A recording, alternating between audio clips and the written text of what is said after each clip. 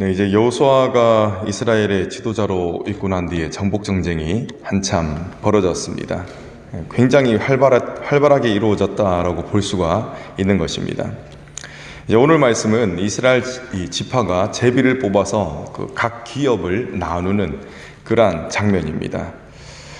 특별히 오늘 본문을 보시면은 요단강 서편 지역에서 땅을 얻을 지파가 9지파 그리고 므낫세 반 지파가 있거든요. 이 지파가 제비를 뽑는 장면인데 특별히 유다 지파가 첫 번째 순서로 뽑게 됩니다. 이 장면을 오늘 본문은 다루고 있습니다. 그 뒤로는 이제 경계가 쭉 이제 나눠집니다.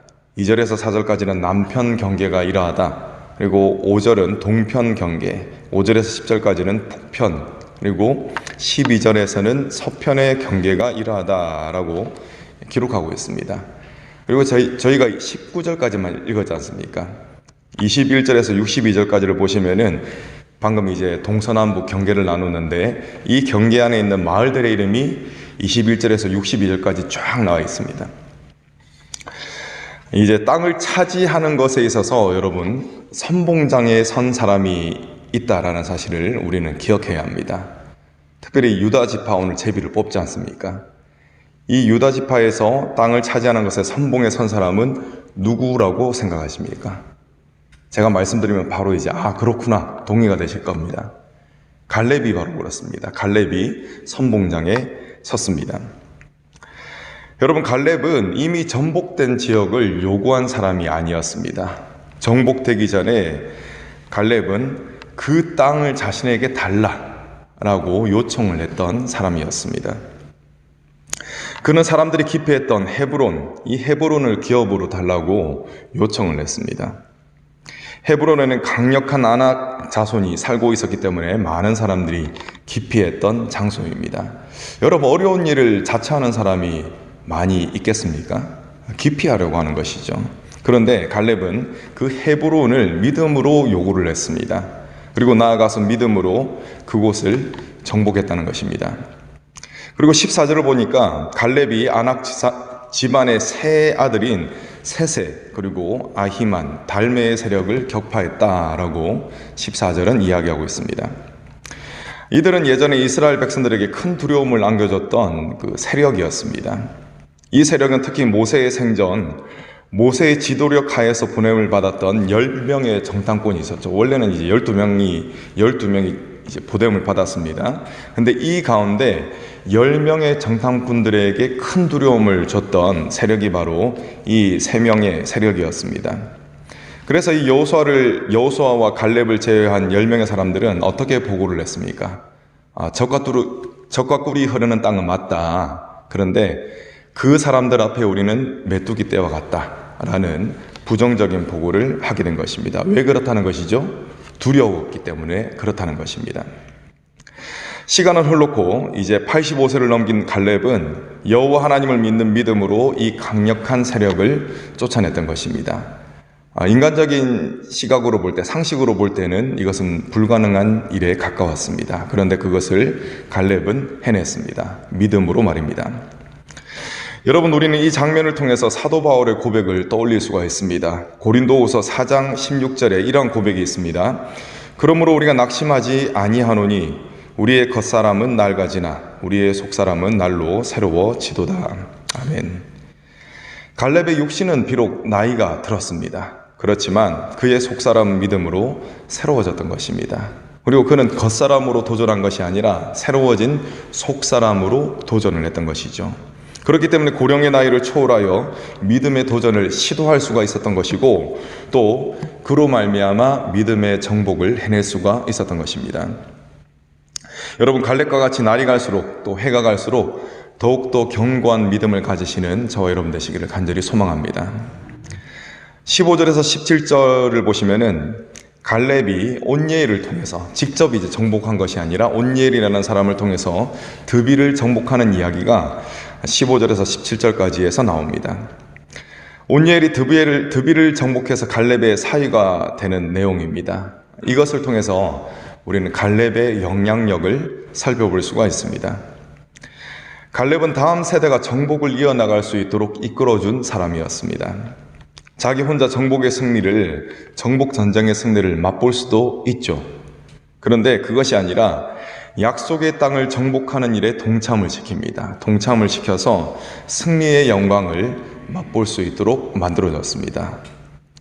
온니엘이 정복했던 드빌 성읍, 이 성읍들도 역시 기골이 장대한 아낙 사람들이 살고 있었습니다. 그러나 이 땅 역시 유다 지파에 의해서 정복당했습니다. 여러분, 이 땅의 정복이 어떻게 지금 이루어지고 있습니까? 전략이 좋아서 이 땅이 이제 정복되고 있습니까? 아니면 무기가 좋아서 정복되고 있는 것 같습니까? 하나님의 말씀은 그렇게 이야기하지 않습니다. 믿음을 통해서 이루어지고 있다라고 한결같이 이야기하고 있습니다.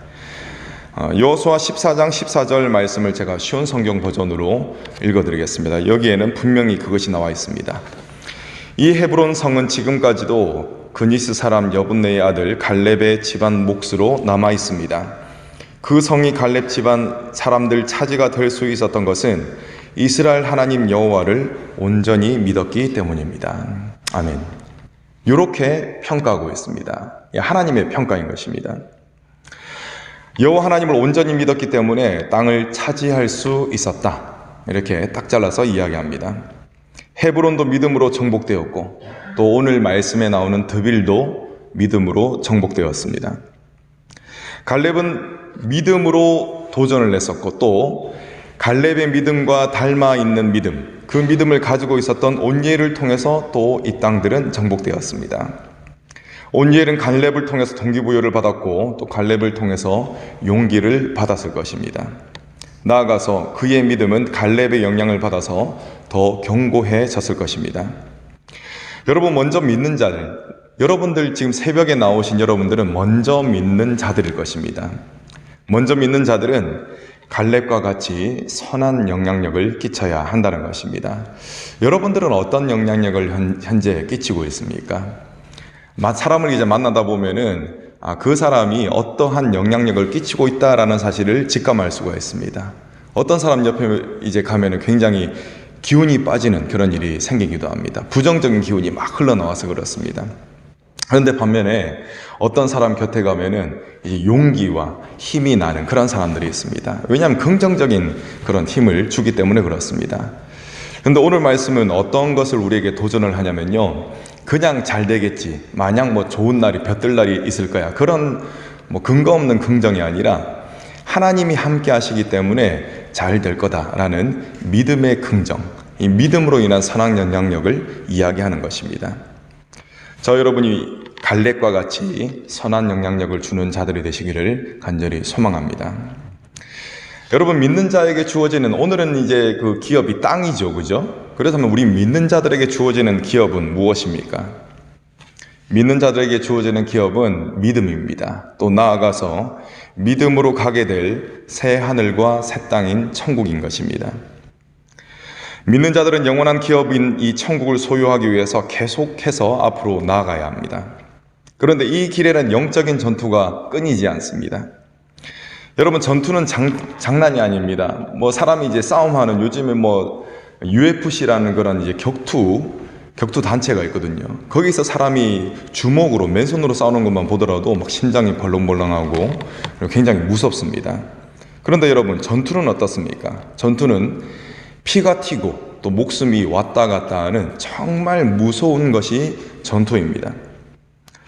그런데 85세의 갈렙을 보면 전투를 전혀 두려워하지 않습니다. 여러분, 트라우마라는 게 있거든요. 트라우마는 무엇이냐면은 어떠한 것을 경험했을 때 그것에 대한 충격이 상당해가지고 상처가 남는 것, 계속 정신적인 충격이 가시지 않는 것, 그것을 트라우마라고 그럽니다. 전투를 겪으면 반드시 트라우마를 겪게 됩니다. 반드시라고 말하기는 좀 그렇지만 아주 높은 확률로 트라우마를 겪게 됩니다.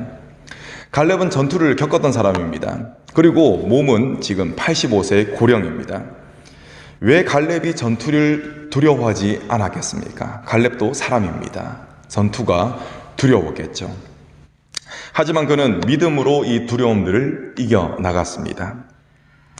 갈렙이 모세의 지도력 하에 있을 때의 모습을 보면은 그가 젊은 시절에도 믿음으로 접근했다라는 사실을 알 수 있습니다. 다른 정탐꾼들이 입을 모아서 안 된다라고 했을 때 갈렙은 그리고 여호수아는 믿음으로 된다고 했습니다.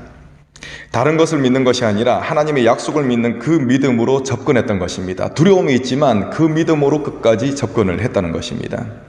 갈렙은 이 믿음을 통해서 땅을 정복했고 또 이 믿음은 온니엘에게 계승이 되었습니다. 그 결과 온니엘을 통해서 나머지 땅도 정복될 수가 있었던 것입니다. 여러분, 믿음으로 살아갈 때 겪게 되는 그런 두려움이 있습니다. 특별히 지금 코로나19로 인해서 굉장히 많은 어려움을 당하고 있는데 이때 당하게 되는, 믿는 사람들이 당하게 되는 그런 어려움도 있습니다. 또 이로 말미암은 두려움도 있습니다. 믿음을 쫓아 살아갈 때 손해를 보지는 않을까 걱정되는 것, 그것도 사실입니다. 하지만 이 모든 것을 믿음으로 극복하시기를 바랍니다. 갈렙은 온니엘에게 땅을 정복할 수 있도록 만드는 영향력을 끼쳤습니다. 오늘 본문에는 이러한 선한 영향력으로 인해 얻게 될 성읍들이 기록되어 있습니다. 그 성읍 숫자가 어떻습니까? 너무나 많죠. 제가 이제 그것들을 다 읽는 거를 생략을 했습니다. 왜 생략을 했냐면은 너무나 많아서 그렇습니다. 이 많은 성읍들, 그것을 믿음으로 얻게 되었다는 것입니다. 그런데 이 믿음은 하늘에서 그냥 뚝 떨어지지 않습니다. 계승되는 것이 굉장히 중요합니다. 여러분, 그렇기 때문에 이 기업들은 무엇이라고 할 수가 있습니까? 믿음으로 얻었기 때문에 믿음의 열매들이라고 말할 수가 있는 것입니다.